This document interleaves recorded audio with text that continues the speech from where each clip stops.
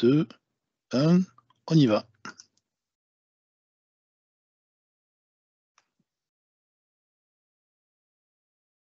Bonjour à tous et bienvenue à ce webinaire organisé par l'URSSAF et la CARSAT Aquitaine, une offre de services commune à l'attention des travailleurs indépendants, artisans, commerçants et professions libérales.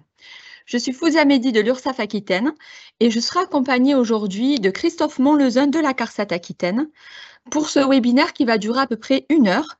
Donc, les présentations porteront sur la préparation retraite, vos cotisations et vos droits, les obligations déclaratives, l'aide également des usagers en difficulté, l'aide au départ à la retraite et une session questions-réponses. Nous avons déjà reçu de nombreuses questions pendant votre inscription. Vous avez eu la possibilité de poser vos questions en amont de ce webinaire. Nous en avons reçu beaucoup, donc on vous en remercie. Vous trouverez quand même beaucoup de réponses par rapport à notre présentation du jour. N'hésitez pas à aller quand même poser vos questions s'il y en a d'autres qui subsistent, vos questions directement sur les petites bulles de conversation Q&R avec le point d'interrogation que vous trouverez. Donc, c'est la zone de chat, donc n'hésitez pas à poser vos questions. Nous avons également des chatteurs URSSAF et CARSAT pour vous répondre. Vous pourrez également, du coup, liker, mettre un petit pouce, j'aime, sur les questions qui vous intéressent le plus et c'est celles qu'on posera en priorité. Le replay de ce webinaire sera accessible directement sur vos adresses mail. Voilà. Et après, pour toute demande individuelle sur votre dossier, nous vous conseillons plutôt de prendre un rendez-vous avec un conseiller, soit par téléphone ou directement en accédant à votre compte, à votre espace en ligne sur l'assurance-retraite.fr ou bien ursaf.fr. Je laisse la parole donc à Christophe Montlezun de la CARSAT Aquitaine. C'est à vous, Christophe. Merci. Alors, bonjour à tout le monde. Je me présente donc Christophe Montlezun, conseiller retraite et chargé d'intervention au sein de la CARSAT Aquitaine. Alors, juste un petit rappel, la mission principale de la CARSAT Aquitaine, c'est de gérer l'assurance retraite des salariés du privé et également de gérer l'assurance retraite des travailleurs indépendants, artisans, commerçants et auto-entrepreneurs depuis la dissolution du SSI qui est intervenue en 2020. Voilà.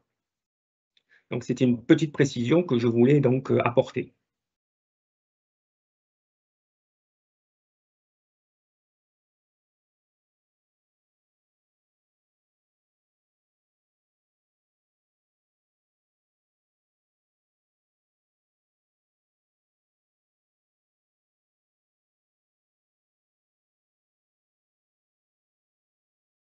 Alors, on va donc commencer par le site de l'assurance retraite. Donc, notre site officiel, www.l'assurance-retraite.fr.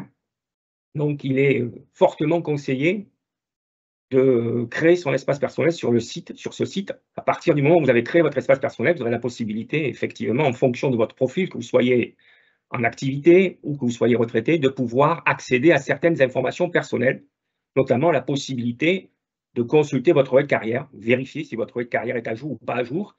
S'il présente des périodes lacunaires, vous aurez la possibilité à ce moment-là, directement, depuis votre espace personnel, de procéder à une régularisation de votre carrière. Donc ça, c'est très important. Alors, les opérations de mise à jour de la carrière interviennent à partir de l'âge de 55 ans.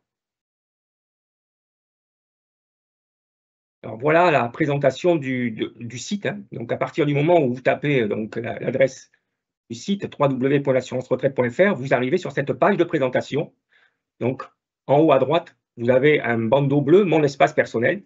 Donc, et en fonction de votre situation, actif, pour les gens qui sont en activité professionnelle, qui n'ont pas encore la qualité de retraité, et la qualité de retraité pour les gens qui sont retraités, qui peuvent accéder à certaines informations.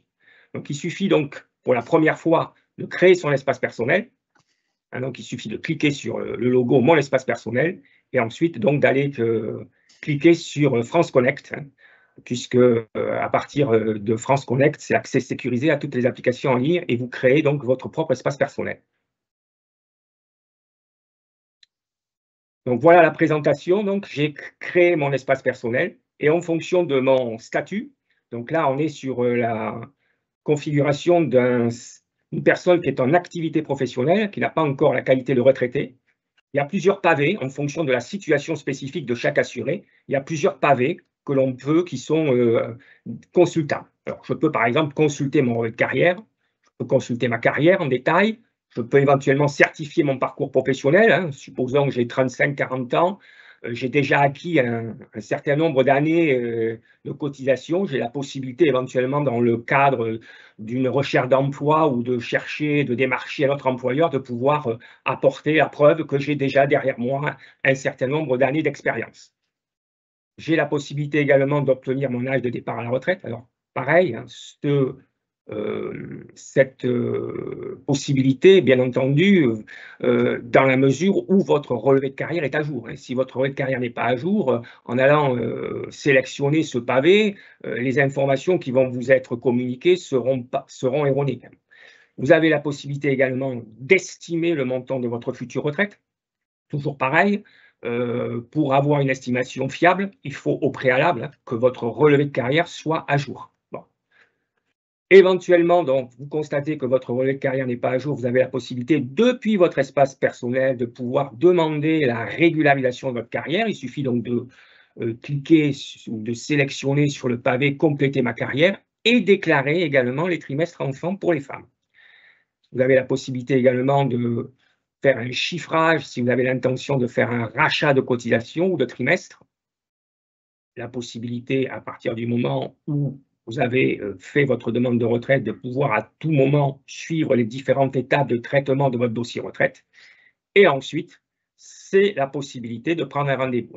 Juste un petit rappel par rapport à ça, nos 2 portes d'entrée pour pouvoir nous contacter, plateforme téléphonique le 3960, ou alors directement à partir du moment où vous avez créé votre espace personnel, le plus simple, mais vous cliquez directement sur ce pavé, prendre un rendez-vous, et vous avez depuis votre espace personnel la possibilité vous-même de vous approprier un rendez-vous.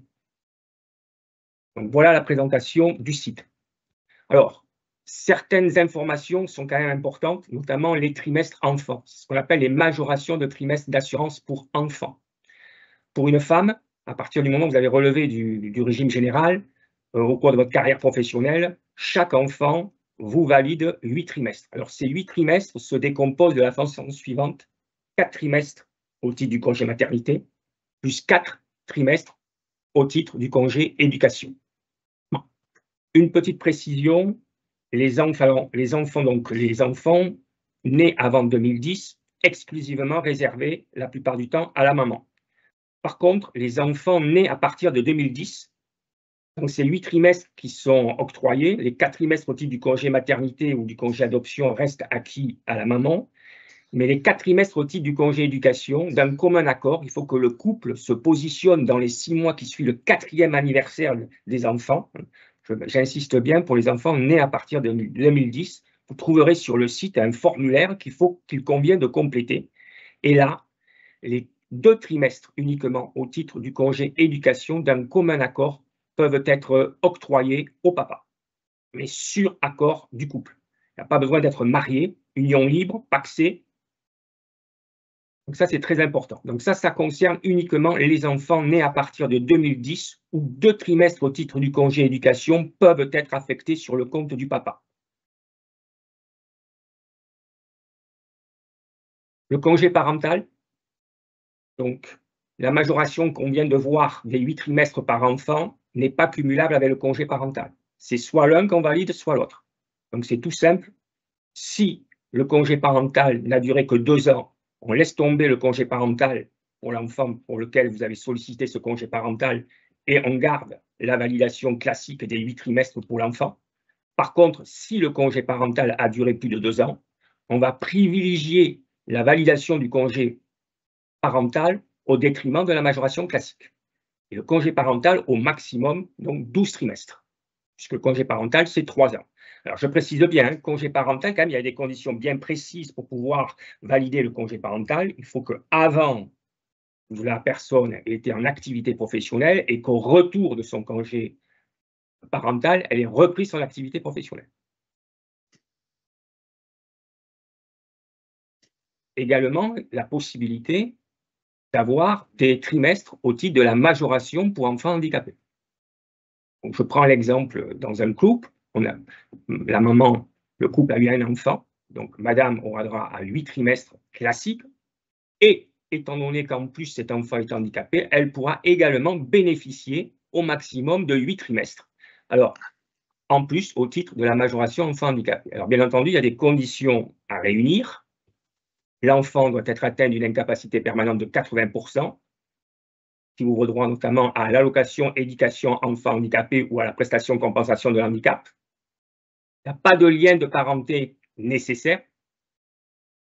Et cette majoration de trimestre enfant handicapé, c'est ce que je vous expliquais précédemment, est cumulable avec la majoration classique. Donc, dans le cas d'un couple, ils ont eu un seul enfant, madame aura droit aux 8 trimestres classiques, plus éventuellement, si cet enfant est handicapé, elle pourra bénéficier de 8 trimestres au titre de cette majoration enfant handicapé, ce qui fera un total de 16 trimestres en plus. Voilà ce qu'on pouvait dire sur la majoration enfant handicapé. Alors, ma retraite à quel âge? Ça n'a pas changé. Hein. La plupart des assurés, deux préoccupations principales: quand je vais pouvoir partir en retraite et surtout, quel sera le montant de ma retraite? Alors là, vous voyez le tableau avec les années de naissance, puisque donc il y a eu la réforme qui est intervenue en septembre 2023. Et les générations concernées, ce sont les gens nés à partir de septembre 61, puisque l'âge légal de la retraite n'est plus de 62 ans. Pour les gens qui sont nés en septembre 61, c'est 62 ans et 3 mois. Et pour avoir une retraite complète, il faut réunir tout régime confondu 169 trimestres. On augmente de 3 mois en 3 mois. Les gens nés en 62, l'âge légal, c'est 62 ans et 6 mois. Il leur faut toujours pareil pour avoir une retraite complète, 169 trimestres. Si vous êtes né en 63, l'âge légal de départ en retraite, c'est 62 ans et 9 mois. Et réunir 170 trimestres, tout régime confondu. Les générations nées en 64, l'âge légal passe à 63 ans. Il faut 171 trimestres. 65, 63 ans et 3 mois et 172 trimestres. Après, le nombre de trimestres n'évolue pas. Et les générations nées à partir de 68, l'âge légal de départ en retraite n'est plus de 62 ans, mais passe à 64 ans. Ça, c'est les principales modifications qui sont intervenues avec la réforme, qui a pris effet au 1er septembre 2023.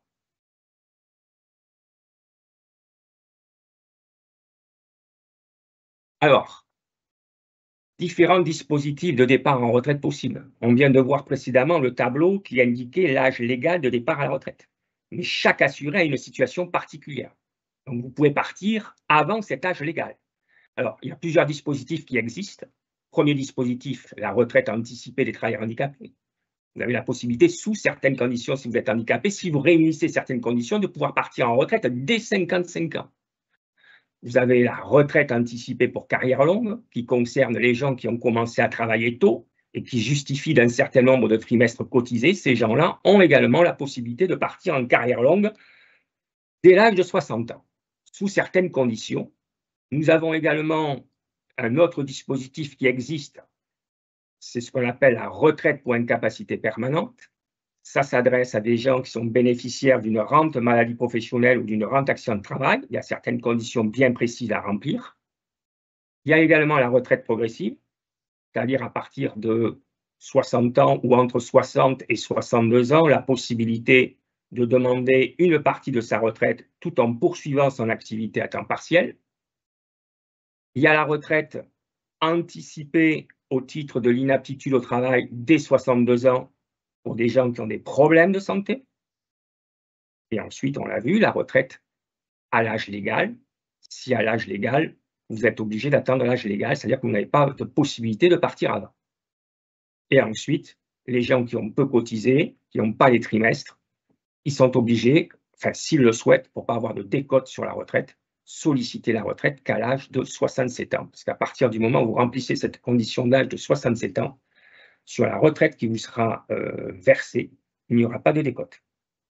Ce sera une retraite proportionnelle en fonction des années cotisées, mais sans décote. Mais il faut attendre l'âge de 67 ans, si vous ne rentrez pas dans les différents dispositifs que je viens d'évoquer précédemment. Alors, sous forme de tableau, donc on le voit bien, donc la retraite anticipée des travailleurs handicapés, au plus tôt dès 55 ans, il y a des conditions bien précises pour pouvoir partir en retraite anticipée des travailleurs handicapés dès 55 ans, ou dès 56 ans, dès 57 ans, dès 58 ans, dès 60 ans. Bon. Vous avez la retraite progressive entre 60 et 62 ans. Ça, c'est la retraite à l'âge légal à partir de 64 ans pour les générations nées en 68. 67 ans, c'est pour les gens qui ont peu cotisé. S'ils veulent obtenir leur retraite sans décote, il faut attendre l'âge de 67 ans pour obtenir cette retraite sans décote. Vous avez la retraite anticipée carrière longue, au plus tôt 58 ans pour les gens qui ont commencé à travailler très tôt, mais la fourchette, c'est entre 58 et 62 ans, la carrière longue. La retraite pour incapacité permanente à partir de 60 ans ou entre 60 et 62 ans, parce qu'il y a des conditions bien précises à remplir. Et la retraite anticipée au titre de l'inaptitude au travail dès 62 ans, si vous avez des problèmes de santé. Alors, notamment, la retraite pour inaptitude est d'office attribuée aux assurés qui sont bénéficiaires d'une allocation aide handicapé payée par la CAF ou par la MSA, aux assurés qui sont bénéficiaires d'une pension d'invalidité. Ils basculent en retraite à taux plein dès l'âge de 62 ans. Ça, c'est des spécificités. Voilà ce qu'on pouvait dire au niveau des conditions de départ possibles. Alors, on revient plus en détail sur les conditions à remplir pour bénéficier de la retraite anticipée carrière longue. Donc,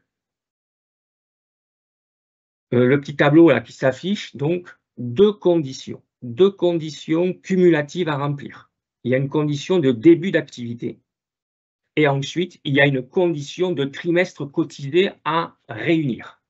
Alors, la condition de début d'activité, vous pouvez partir éventuellement à 58 ans si sur votre relevé de carrière, il y a 5 trimestres d'enregistrés à la fin de l'année civile où est intervenu votre 16e anniversaire. Cas particulier, un assuré qui est né en le dernier trimestre d'une année, c'est-à-dire quelqu'un qui est né en octobre, novembre, décembre, la condition de début d'activité, au lieu de lui réclamer 5 trimestres, il suffira qu'il réunisse 4 trimestres à la fin de l'année civile où est intervenu son 16e anniversaire, pour pouvoir éventuellement partir à 58. Si vous avez vos 5 trimestres ou 4 trimestres, si vous êtes né en octobre, novembre, décembre, à la fin de l'année civile où est intervenu votre 18e anniversaire, ces informations, on va les vérifier sur votre relais de carrière. À ce moment-là, il y a un départ possible à 60 ans. Par contre, si les 5 trimestres ou les 4 trimestres sont réunis qu'à la fin de l'année civile où est intervenu votre 20e anniversaire, auquel cas, vous pouvez partir avant l'âge légal, donc vous pouvez partir en retraite anticipée carrière longue, mais non plus à 60 ans pile, entre 60 et 62 ans. Et enfin, la dernière borne possible, c'est si vous avez vos 5 trimestres ou 4 trimestres à la fin de l'année civile où est intervenu votre 21e anniversaire, vous pouvez partir en carrière longue, en fait, 1 an avant l'âge légal, c'est-à-dire à partir de 63 ans. Mais la deuxième condition, parce que beaucoup de gens nous consultent, j'ai commencé à travailler tôt, donc je dois partir en carrière longue, les conditions sont remplies. Ça, c'est la première condition. La deuxième condition, il faut totaliser un certain nombre de trimestres cotisés. On l'a vu en fonction du tableau qu'on a abordé précédemment. C'est 172 trimestres, à partir de... Vous êtes né en 63, il faut avoir 170 trimestres cotisés. Vous êtes né en 64, il faut avoir 171 trimestres cotisés. Et dans cette notion de trimestre cotisé, il y a certains trimestres qui ne sont pas considérés comme des trimestres cotisés. Les trimestres enfants ne sont pas comptabilisés comme trimestres cotisés. Les périodes indemnisées au titre du chômage, dans toute une carrière, on va retenir que 4 trimestres réputés cotisés au titre de l'indemnisation chômage. Les périodes d'arrêt maladie, d'accident du travail, pareil, dans toute une carrière, on ne retient que 4 trimestres réputés cotisés au titre de l'indemnisation maladie. C'est pour ça qu'il y a beaucoup de gens qui, malheureusement, bien qu'ils aient commencé à travailler tôt, ne peuvent pas partir en retraite anticipée carrière longue parce qu'ils ne remplissent pas la deuxième condition. Et c'est surtout par rapport à la deuxième condition qu'il y a beaucoup d'assurés qui sont recalés. Voilà, donc bien entendu, pour savoir si vous remplissez ou pas les conditions, deux choses. Si vous avez créé votre espace personnel, si votre relevé de carrière est à jour, il suffit d'aller consulter le pavé âge de départ possible. Et là, le système étant capable de vous déterminer la date possible de départ en retraite anticipée carrière longue. Par contre, si votre relevé de carrière n'est pas à jour, il vous est conseillé, il n'y a aucun engagement de la part de l'assuré, vous pouvez, 9 mois avant votre 60e anniversaire, éventuellement demander à notre organisme d'étudier éventuellement vos droits à un départ en retraite anticipée carrière longue. C'est-à-dire vous sollicitez une demande d'attestation.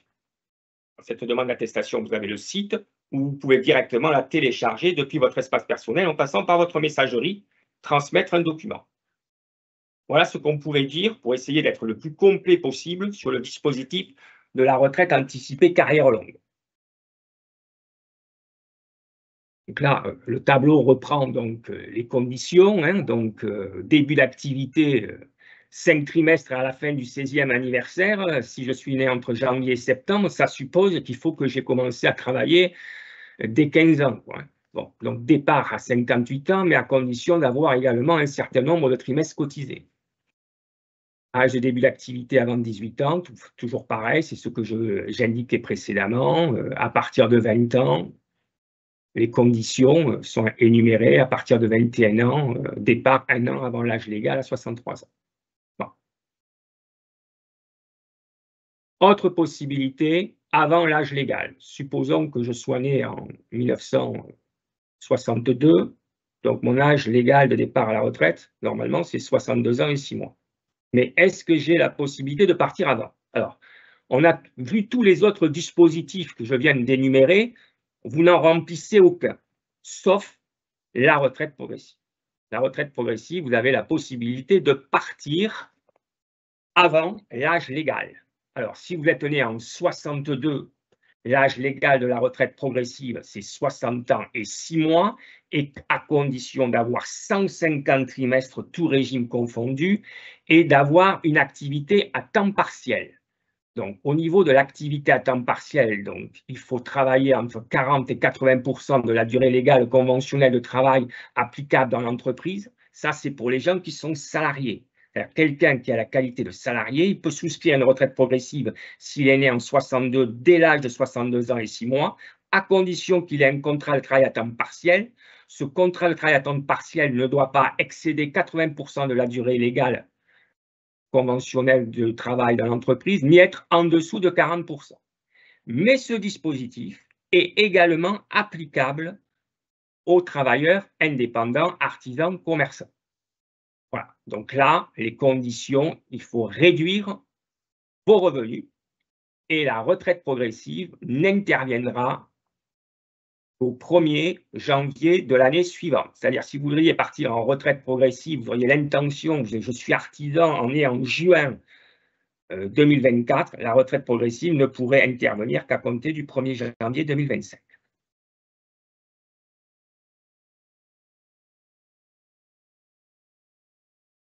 Donc, avant l'âge légal, donc, la retraite progressive des travailleurs indépendants, hein, donc c'est ce que je vous disais à l'instant, elle permet de bénéficier d'une partie de sa retraite tout en poursuivant une activité à temps réduit. Alors, le montant de la pension, il est calculé en fonction de la diminution de vos revenus professionnels. Au moment du départ en retraite définitive, la pension est calculée en intégrant les droits acquis au titre des cotisations versées pendant la période de retraite progressive. Parce que, bien que vous soyez en retraite progressive, vous continuez à cotiser puisque vous n'avez pas arrêté votre activité.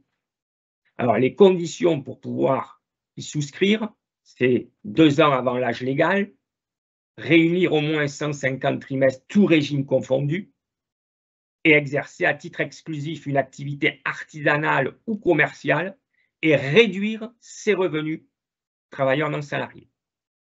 Et le dispositif pour les travailleurs indépendants et la retraite progressive ne peut prendre effet qu'au 1er janvier de l'année suivante de la demande.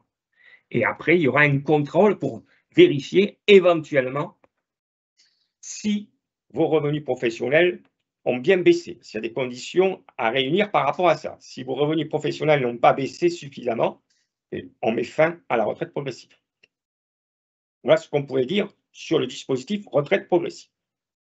Alors, autre dispositif où effectivement on est très sollicité, c'est le cumul emploi-retraite. Il y a 2 types de cumul emploi-retraite. Il y a le cumul emploi-retraite libéralisé pour les travailleurs indépendants et le cumul emploi-retraite plafonné. On va prendre le premier cas, le cumul emploi-retraite libéralisé. Qu'est-ce que ça veut dire? Je suis artisan.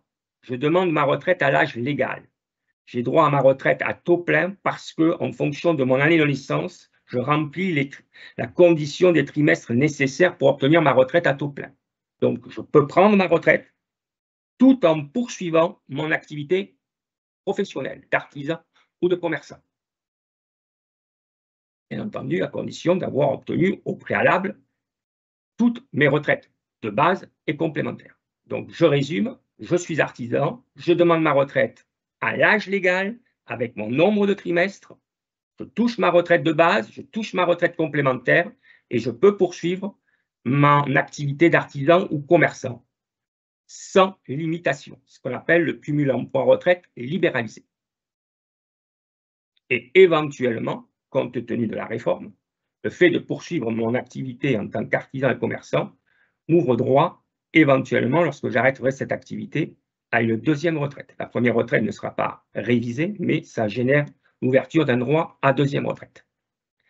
Deuxième donc dispositif, le cumul emploi-retraite plafonné. Qui est concerné par le cumul emploi-retraite plafonné? Ce sont les artisans ou commerçants qui partent non pas à l'âge légal, mais qui partent soit en carrière longue, soit qui partent dans un dispositif de retraite avant l'âge légal, c'est-à-dire qu'ils n'ont pas ils peuvent avoir certes la retraite à taux plein parce qu'ils sont inaptes, parce qu'ils sont bénéficiaires d'une pension d'invalidité, mais qui n'ont pas le nombre de trimestres. Donc, si ils ont l'intention de poursuivre leur activité professionnelle, là, il y a des conditions à remplir. Il y a notamment un plafond à ne pas dépasser. Alors, le plafond, les barèmes pour 2024 en zone de revitalisation rurale ou quartier prioritaire, le plafond à ne pas dépasser à l'année 46 368 €. Et pour les autres zones, 23 184 €. C'est-à-dire mes retraites, montant brut, plus le revenu procuré par la poursuite d'activité ne doit pas dépasser ces barèmes. Si ça dépasse, on suspend. Voilà les deux dispositifs par rapport à la possibilité de poursuivre son activité professionnelle. Faire sa demande de retraite, rien de plus simple. J'ai créé mon espace personnel sur le site de l'assurance retraite. J'ai au préalable pris toutes mes dispositions pour mettre à jour mon carrière. J'insiste bien, il est conseillé dès 55 ans de nous rencontrer pour vérifier si votre carrière est à jour. Et donc, il suffit tout simplement, en vous connectant sur votre espace personnel 5 mois avant de faire votre demande de retraite en ligne. Le fait de faire votre demande de retraite en ligne, ça va générer automatiquement l'enregistrement d'un dossier de retraite dans les différents régimes de base et complémentaires auprès desquels vous avez relevé. Donc, une seule demande pour demander la retraite dans tous les régimes auprès desquels vous avez cotisé. Bien entendu, une notification de retraite vous est envoyée par courrier et indique en détail la date d'effet ainsi que le montant du versement mensuel, puisque nous payons les retraites mensuellement et à terme échu.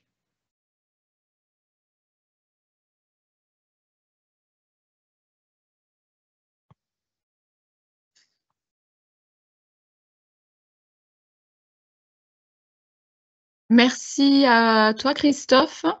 On va regarder un petit peu s'il y avait, il y a eu des questions un petit peu sur le chat. Donc, il n'y a pas beaucoup de questions. Vous êtes assez timide, donc n'hésitez pas hein, sur les participants qui sont présents aujourd'hui à poser vos questions sur le chat.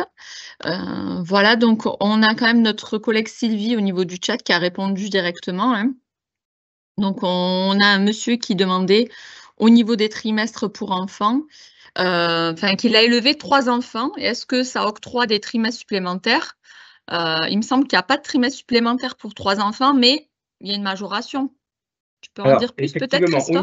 Au niveau de la majoration de trimestres en durée d'assurance, on a précisé que les enfants nés avant 2010 étaient exclusivement réservés à la maman, mais le monsieur a eu 3 enfants. Le fait d'avoir eu 3 enfants, quand il va demander le bénéfice de sa retraite, s'il a été salarié dans le privé, il bénéficiera de ce qu'on appelle, au cours de son parcours professionnel, d'une majoration enfant de 10% sur le montant de la retraite de base.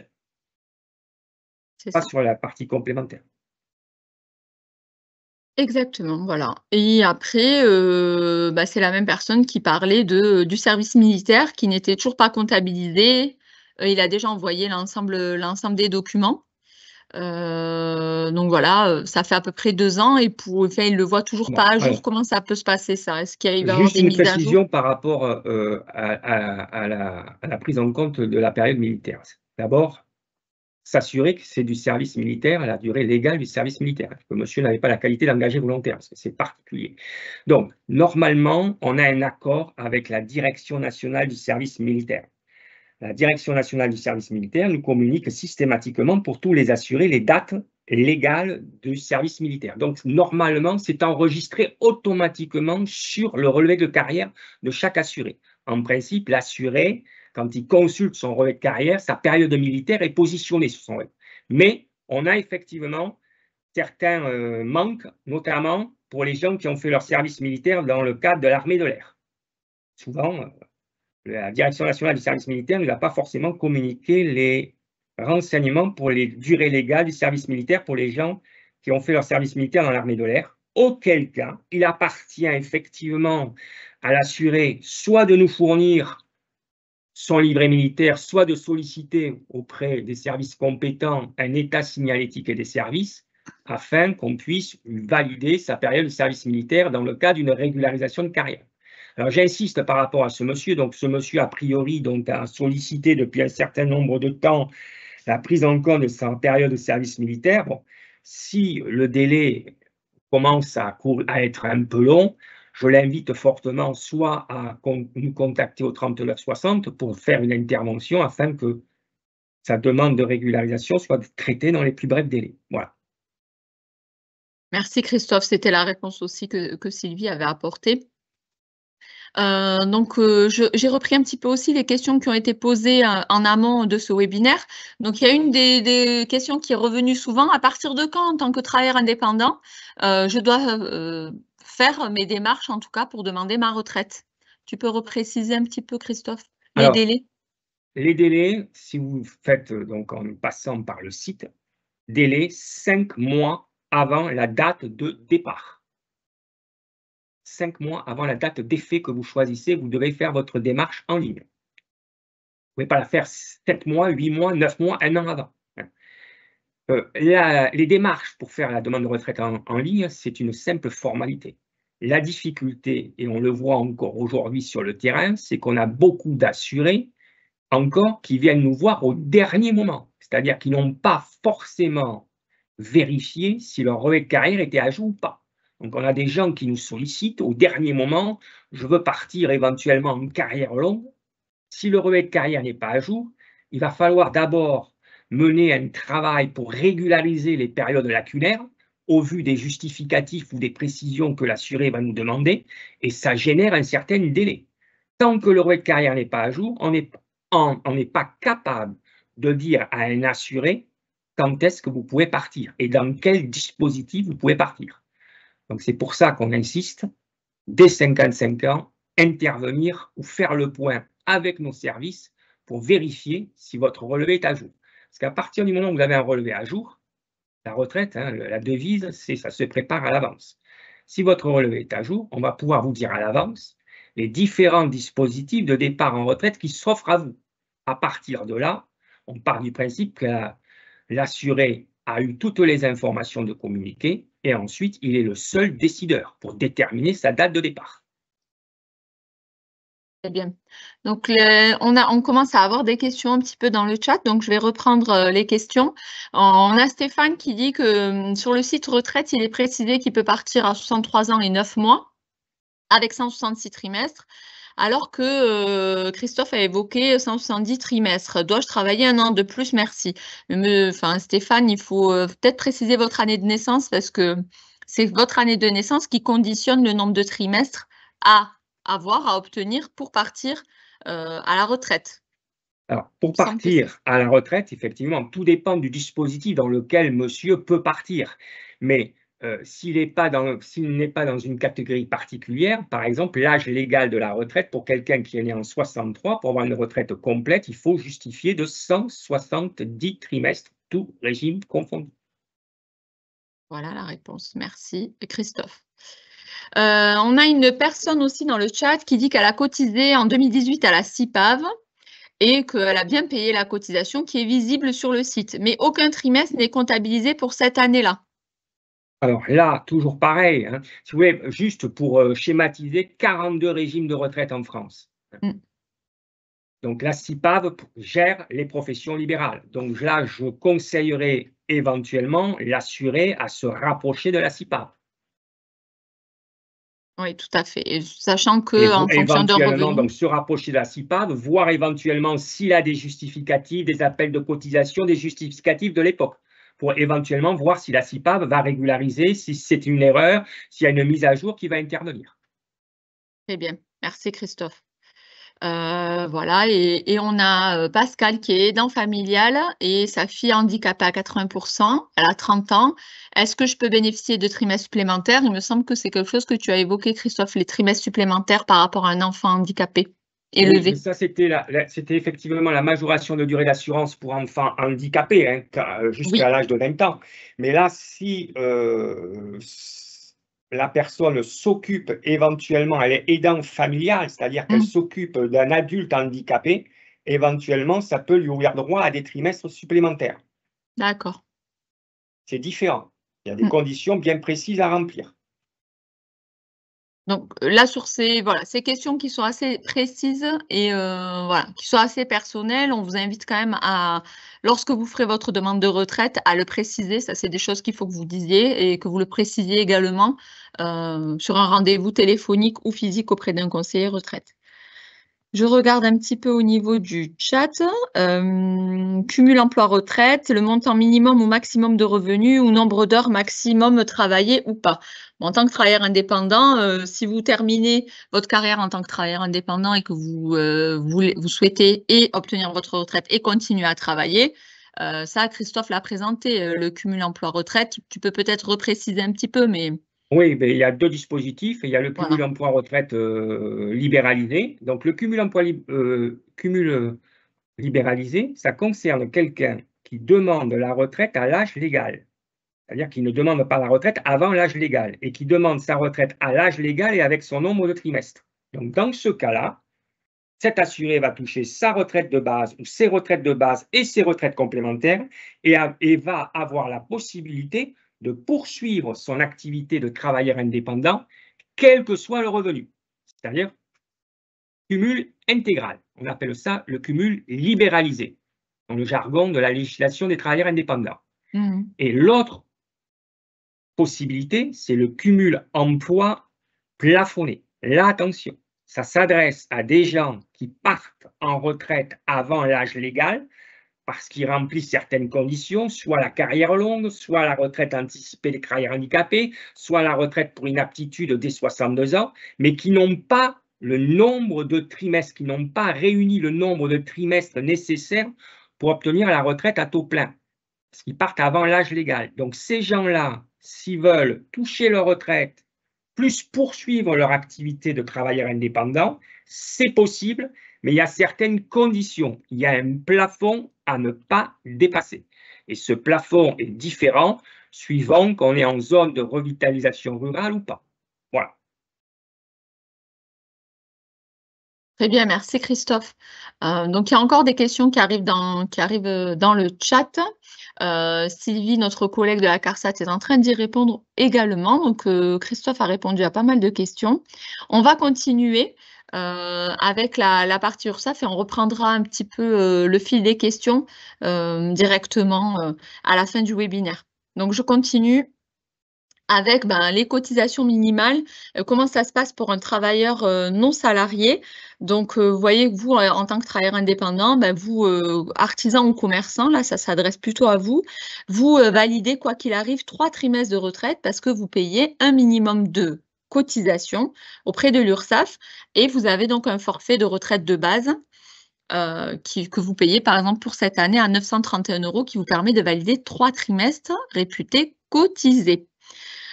Voilà, donc ça, c'est pour le minimum, cotisation minimale. Les cotisations minimales pour les professions libérales réglementées. Tout à l'heure, quelqu'un a parlé de la CIPAV. Donc, pour ceux qui dépendent de la CIPAV, vous aussi, vous avez un minimum de cotisation retraite qui vous permet de valider également 3 trimestres de retraite en payant un forfait à 529 € au minimum. Donc là, on parle de personnes qui ont déclaré 0 de revenus ou bien un déficit sur une année. Donc, même en étant à déficit, voilà, vous validez, quoi qu'il arrive, 3 trimestres de retraite pour les travailleurs indépendants dits classiques ou bien même les professionnels libéraux. Et là, je ne parle pas de ceux qui sont en auto-entreprise, puisque vous savez, les auto-entrepreneurs, eux, s'ils ne font pas un certain chiffre d'affaires, ils ne valident aucun trimestre. Donc, c'est bien là la grande différence qu'il y a entre ces statuts-là. Voilà pour les cotisations minimales. Donc, que faire en cas de cessation d'activité? Alors, sachez qu'il faut déjà déclarer l'arrêt de votre activité. Il y a eu des questions là-dessus, comment ça se passe? Donc, Christophe vous a dit, si vous comptez prendre votre retraite, il faut s'y prendre 5 mois avant.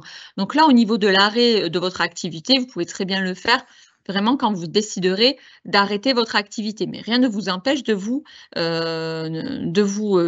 intéresser bien avant. Sachez que toutes les formalités, une formalité de cessation, elle doit se faire sur le site officiel formalité.entreprise.gouv.fr, c'est le site de l'INPI, c'est un guichet unique pour l'ensemble des démarches de déclaration, même de modification et de cessation du coup. Pour déclarer l'arrêt de l'activité, il faut compléter un formulaire de cessation totale d'activité non salariée sur ce portail-là.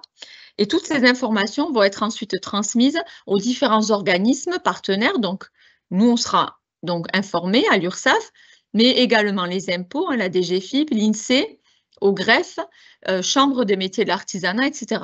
De où vous dépendez en tout cas. Donc, à l'INSEE, l'INSEE sera informé et du coup, votre SIRET ne fonctionnera plus. Donc, tout au long de l'instruction de votre demande de cessation, vous pourrez suivre le traitement de votre dossier, savoir où ça en est, où c'est traité, etc. par rapport à ça. Donc, attention pour ceux qui sont en société notamment, c'est vrai que nous, à l'URSSAF, le temps que on ait l'information, ça peut mettre quand même un petit peu de temps, plusieurs semaines. Donc, voilà, quand on est en entreprise individuelle, ça va beaucoup plus vite, par exemple, que quand on est en société. Donc, attention qu'on ait bien l'information, nous, en URSSAF. Voilà pour la cessation d'activité. On continue. Voilà. Donc, suite à la cessation d'activité, en fait, dès la prise en compte de cette cessation, l'URSSAF va vous envoyer en tout cas une notification de radiation et un formulaire de déclaration de vos revenus à compléter, à nous transmettre le plus tôt possible via votre espace en ligne et votre messagerie sur ursaf.fr. Et vous aurez 90 jours pour déclarer vos revenus professionnels définitifs. On n'attendra pas la campagne des revenus qui a lieu une fois par an pendant la campagne de déclaration de revenus personnels et professionnels. Là, on n'attend pas la campagne. Dès que vous cessez votre activité, on vous demande vos revenus pour calculer au plus juste les cotisations que vous devez. Et vous aurez donc un recalcul définitif de vos cotisations. Et y compris pour le départ en retraite. C'est hyper important pour qu'on sache stopper les comptes et aussi savoir si vous avez bien validé les 4 trimestres ou pas. Donc voilà, une fois que cette régularisation est effectuée, soit vous avez un compte URSSAF créditeur, vous devrez transmettre un RIB et on vous fera un remboursement au niveau de l'URSSAF. Soit vous êtes débiteur et à ce moment-là, vous réglez le complément par virement ou carte bancaire, télépaiement. En cas de il n'y aura pas de prélèvement automatique, ce sera à vous de faire le paiement. Si vous avez des difficultés, vous pouvez demander un étalement de votre dette auprès de l'URSSAF. Ça, il y a des possibilités aussi de demander ça. Si vous arrêtez en cours d'année, donc voilà, vous devez déclarer à l'URSSAF vos revenus définitifs en cours d'année pour les revenus définitifs de l'année précédente et de l'année en cours. Voilà pour les déclarations à faire au niveau de votre radiation. Donc, qui dit cotisations qui sont dues, il peut y avoir de l'aide aux cotisants. Donc, une aide pour ceux, si vous étiez en difficulté par rapport à une régularisation, par exemple, de vos cotisations. Donc, ce dispositif d'aide pour les cotisants en difficulté, ça permet la prise en charge de tout ou partie, en tout cas, des cotisations et contributions sociales personnelles obligatoires que vous avez à payer. Si notamment vous avez des problèmes de trésorerie en fin d'activité, notamment, puisqu'aujourd'hui on est là pour parler de la retraite. Il y a un formulaire spécifique à remplir. Ce formulaire, vous le trouvez sur le site internet www.secu-indépendant.fr. rubrique Action sociale, et vous avez des pièces justificatives à fournir, notamment l'avis d'impôt et des pièces qui démontrent en tout cas que vous avez des difficultés de trésorerie. Attention, ces aides ne sont pas accordées systématiquement, hein, c'est au sein du CPSCI, hein, du Conseil de la protection sociale travailleurs indépendants, qui étudiera votre demande. Voilà. Au niveau de cette aide, on va continuer. Au niveau de cette aide, pour y avoir droit, les principaux critères d'éligibilité, c'est être affilié en qualité d'indépendant au moins depuis plus d'1 an, même plus, hein, avoir effectué des versements de cotisations et contributions sociales et motiver votre demande. Vous avez un courrier à faire pour expliquer les raisons de vos difficultés.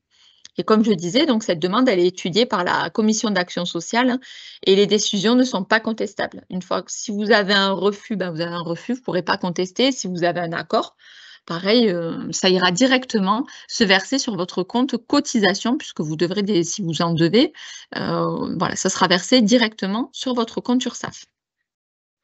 On continue. Ça, c'était l'aide aux cotisants en difficulté pour vous aider à régler l'aide URSSAF. Là, on bascule sur l'aide au départ à la retraite. Donc, il existe pour les travailleurs indépendants ce qu'on appelle une aide au départ à la retraite. C'est un dispositif pour les retraités, les futurs retraités en difficulté, qui notamment peut vous permettre de faire face à cette période transitoire entre l'activité et le passage à la retraite. Ça peut aussi couvrir et réduire les sommes dues à l'URSSAF, hein, en plus de ce que je vous ai énoncé tout à l'heure. Ça peut vous permettre aussi de valider le maximum de trimestres. Nous, la volonté aussi, elle est là, c'est que ça peut vous aider à payer des charges et du coup, valider vos trimestres. Cette demande d'aide au départ, elle est aussi disponible sur l'action sociale, hein, sur le site www.sécu-indépendant.fr. Il faut des pièces justificatives. Cette aide n'est pas systématique. Il y a des critères d'éligibilité pour cette aide qu'on va voir juste maintenant. Donc, pour les principaux critères d'éligibilité, il faut remplir les conditions d'âge légal de départ à la retraite ou d'inaptitude. Il faut surtout avoir été majoritairement affilié en qualité d'indépendant sur l'ensemble de votre carrière, c'est-à-dire avoir cotisé plus de 15 ans et totalisé 60 trimestres en qualité d'indépendant. Ça, c'est important. Si vous ne les avez pas, vous n'y avez pas droit, vous n'avez même pas droit. Et en plus, il ne faut pas être imposable pour les 2 années civiles précédant le passage à la retraite. Et puis, qui dit imposable, on prend la situation fiscale de la famille, hein, du foyer fiscal. Donc, si vous êtes marié, voilà, que madame travaille des fois ou monsieur travaille, si là je parle à des femmes indépendantes, travailleurs indépendants, ça peut faire que vous n'avez pas droit à cette aide au départ à la retraite. Donc, il faut cumuler en tout cas tous ces critères d'éligibilité. Là, c'est aussi la commission d'action sanitaire et sociale du CPSTI qui étudiera le dossier et les décisions, pareil, ne sont pas contestables pour cette aide au départ à la retraite. Et ce n'est pas accordé systématiquement. Voilà pour l'aide au départ. Donc, on vous réinvite sur nos sites officiels, hein, à aller les consulter régulièrement puisque vous aurez les actualités sur l'ursaf.fr. L'assurance-retraite.fr, hein, Christophe vous en a beaucoup parlé, vous devez passer par là pour faire votre demande de retraite. Et on vous remet aussi le site amélie.fr qui est l'organisme de la CPAM, la Caisse primaire d'assurance maladie pour vos remboursements maladie, indemnités journalières et autres. Le site de la Sécu et Info Retraite. Vous aurez de toute façon, vous retrouverez le replay du webinaire via le lien que vous avez reçu pour suivre ce webinaire. Donc, on continue. Je reprends au niveau des questions-réponses dans le chat. Donc, vous avez vu, moi, j'ai fait une partie sur l'URSSAF et les cotisations. C'était assez rapide puisque on est sur le thème de la retraite. Oui, alors la différence, justement, parler des sites internet. Et il y a une question dans le chat qui dit la différence entre le site L'Assurance Retraite et le site Mon Compte Retraite. Donc, Mon Compte Retraite, c'est pas la CARSAT directement. L'assurance retraite, c'est le site de la CARSAT, il me semble. Hein. Christophe, je te laisse répondre. Le site officiel, www.l'assurance-retraite.fr. Ça, c'est le site officiel. Il faut passer par là. Alors, juste une petite précision quand même. Pour quelqu'un qui va créer pour la première fois son espace personnel, il faut ne pas développer le nombre de mots de passe en fonction de différents sites auprès desquels vous allez vous connecter. C'est-à-dire que pour aller sur notre espace personnel, en tapant www.l'assurance-retraite.fr, vous passez par France Connect. France Connect, c'est l'accès sécurisé à toutes les applications en ligne. Donc, quand vous cliquez sur l'onglet France Connect, vous allez avoir soit impôts.gouv, soit Amélie, soit l'identité numérique, etc. Il suffit d'aller sélectionner un compte perso que vous avez déjà créé. Si vous avez un compte Amélie perso, vous allez sur votre compte Amélie. À ce moment-là, il suffit de taper votre numéro sécu, votre mot de passe Amélie. Bon, maintenant, pour éviter les piratages et les vols d'espace personnel, quand vous vous connectez sur Amélie, vous allez recevoir un code pour que vous saisissez, et de suite, à partir du moment où vous êtes identifié en passant par Amélie, vous basculez sur le site de l'assurance retraite. C'est tout simple. Alors que souvent, je reçois des gens qui ont besoin d'informations complémentaires sur leur espace personnel.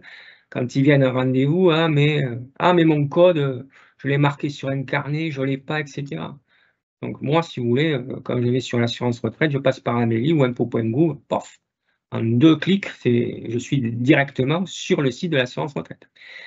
Deuxième chose importante, sur le site de l'assurance retraite, pour les trimestres enfants, pour les majorations de durée d'assurance, il y a beaucoup d'assurés qui sont étonnés, beaucoup de femmes qui sont étonnées quand elles nous rendent visite en nous disant « mais mes trimestres enfants n'apparaissent pas sur mon relevé de carrière ». On n'a aucun moyen au départ de connaître si une assurée femme a eu des enfants ou pas. C'est à l'assuré de se manifester pour demander l'enregistrement des trimestres enfants sur son relevé de carrière. Alors, si vous allez sur le site officiel www.l'assurance-retraite.fr, c'est comme ça. Vous avez vous-même la possibilité d'enregistrer sur votre relevé de carrière les trimestres enfants, mais il y a une condition d'âge. Il faut être âgé de moins de 54 ans et 8 mois. Si vous avez plus de 54 ans et 8 mois, il faudra impérativement passer par notre intermédiaire pour pouvoir enregistrer sur votre relevé de carrière vos trimestres enfants. Voilà, je voulais faire cette précision. Parfait, merci Christophe. Donc pour ceux qui ont posé des questions sur le chat, sachez que voilà, mes collègues y ont répondu. On va quand même prendre une question, la dernière question là de Franck, qui parle de rachat de trimestre. Est-ce que le rachat de trimestre permet d'avancer l'âge de départ dans le cas d'une carrière longue? Il y a des trimestres pour carrière, voilà. Le versement pour la retraite au titre d'année d'études supérieures ou d'année incomplète. Mais il vous manque des trimestres cotisés, vous ne pouvez pas récupérer. Les versements pour la retraite ne permettent pas de récupérer des trimestres. Pour carrière longue. Bon, ben alors là, c'est très clair au niveau de la réponse de Christophe. Merci Christophe. Donc après, voilà, donc elle a reprécisé, à ma collègue Martine, merci Martine d'ailleurs, elle a reprécisé au niveau de la validation de trimestre pour les 3 trimestres par an minimum. Donc comme on disait, je vous l'ai dit, c'était juste pour vous faire une petite touche de rappel par rapport à votre statut de travailleur indépendant classique, soit vous êtes en EURL, en SARL, en EI classique, en entreprise individuelle classique. C'était juste pour vous dire que quoi qu'il arrive, vous validez 3 trimestres de retraite. Vous en validez sûrement 4 si vous faites plus de 6 000, on l'a vu tout à l'heure, à peu près 6 900 € de revenus. Mais voilà, pour les revenus très faibles ou des déficitaires, voilà, vous validez quoi qu'il arrive 3 trimestres. C'était important de le souligner quand même par rapport à ce que vous payez à l'URSSAF. Mais ça ne veut pas dire que vous avez que 3 trimestres validés, hein. Ça dépend de ce que vous avez déclaré chaque année et vous le verrez sur votre relevé de carrière. J'essaye de regarder, on peut reprendre quand même encore une petite question du chat avant de terminer notre webinaire. Alors, voyons, j'avais vu autre chose. Oui, alors pour ceux qui travaillent à l'étranger, parce que ça c'est revenu même au niveau des questions qui ont été posées en amont du webinaire. Donc là, on a l'exemple de Stéphane qui a travaillé en Allemagne au début de sa carrière et ça ne figure pas sur son relevé de carrière. Donc déjà, il faut peut-être expliquer, à voir si c'était une entreprise française qui cotisait en France, etc. ou... Enfin, voilà, moi je pose la question aussi, Christophe. Ouais. Le travail à l'étranger. Ouais. Donc effectivement, il a été créé un répertoire, ce qu'on appelle le répertoire de gestion des carrières uniques, qui permet de centraliser les validations des 42 régimes de retraite qu'il y a en France. Par contre, une activité à l'étranger, que vous soyez salarié ou travailleur indépendant à l'étranger, soit dans les pays de l'Union européenne, soit dans d'autres pays, puisqu'on a des conventions bilatérales avec un certain nombre de pays, vous n'avez jamais d'emblée quand vous consultez votre relevé de carrière, la validation de la période d'activité salarié ou travailleur indépendant d'enregistrer sur votre relevé de carrière. Pour éventuellement, la seule moyen, je prends l'exemple de quelqu'un qui est actuellement artisan, qui a été salarié au Portugal pendant 15 ans. Quand il va aller sur son espace personnel, il va consulter son relevé de carrière, ne va apparaître que les années depuis lesquelles il est travailleur indépendant en France. Toute sa période d'activité salariée au Portugal est néant. Donc, l'assurer a la possibilité, sur demande expresse de sa part, de demander à nos services de positionner la validation du régime étranger sur son relevé de carrière, à condition qu'au préalable, il récupère auprès des autorités étrangères un relevé de cotisation qui indique son temps d'activité à l'étranger. Je prends l'exemple, par exemple, quelqu'un qui a été salarié en Espagne. L'Espagne communique leur validation en nombre de jours. Et il y a des règles de conversion. Tant de jours valide un trimestre. Et c'est la même chose. Je suis salarié en Espagne pendant 10 ans.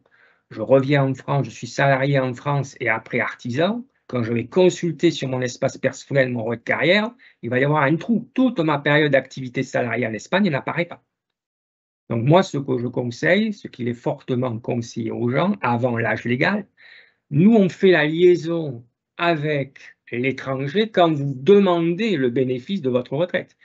Mais ce qui est important au préalable, c'est avant de faire votre demande de retraite, c'est de savoir si oui ou non, vous remplissez les conditions, tout régime confondu, c'est-à-dire France plus étranger, le nombre de trimestres nécessaires pour obtenir la retraite à taux plein.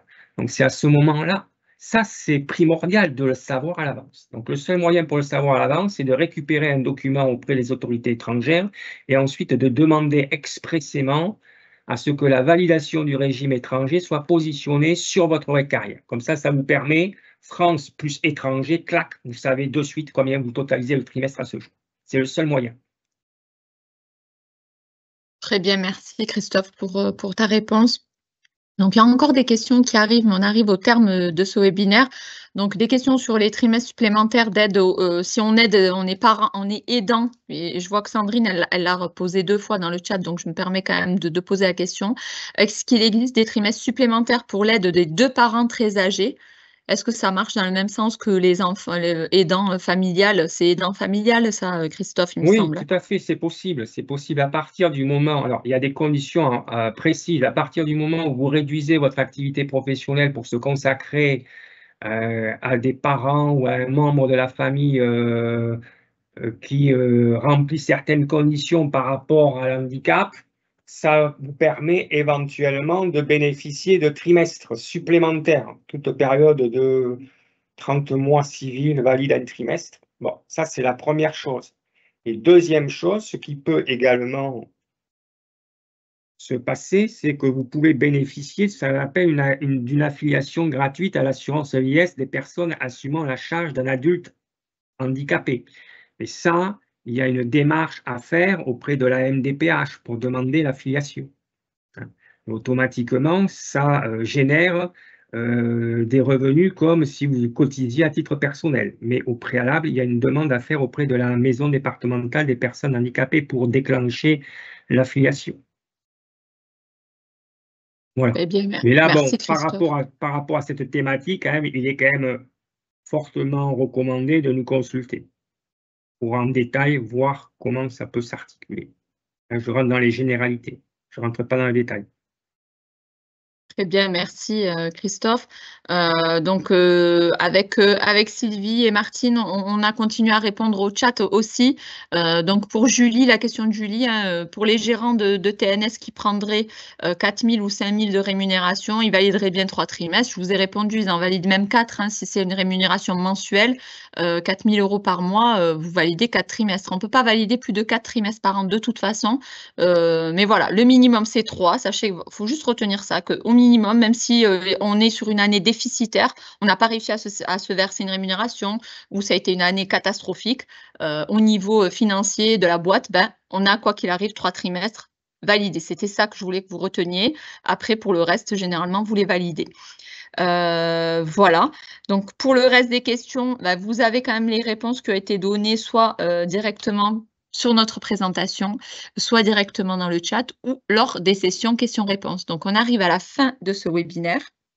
Je remercie Christophe dans l'animation avec moi pour ce webinaire. Je remercie aussi Martine et Sylvie qui sont au chat. Merci à toutes les deux. Merci à Marion et à Philippe pour la partie technique que vous ne voyez pas mais qui sont essentielles pour nous. Vous pourrez bénéficier donc d'un accompagnement personnalisé par un conseiller de l'URSSAF par rapport à ce dont je vous ai parlé, la cessation d'activité ou bien même l'aide au départ à la retraite. Donc ça, n'hésitez pas, vous pouvez solliciter un rendez-vous directement sur votre espace sécurisé ursaf.fr. Et en ce qui concerne l'assurance retraite, la CARSAT, vous avez vu, Christophe vous a parlé du site officiel, l'assurance-retraite.fr, pour faire vos démarches et pour aussi peut-être demander un rendez-vous téléphonique, puisque je vois que ça a suscité quand même aussi des interrogations et que chacun, en plus, vous avez bien vu, chacun a des vies bien personnelles avec, avec des questions plutôt pointues.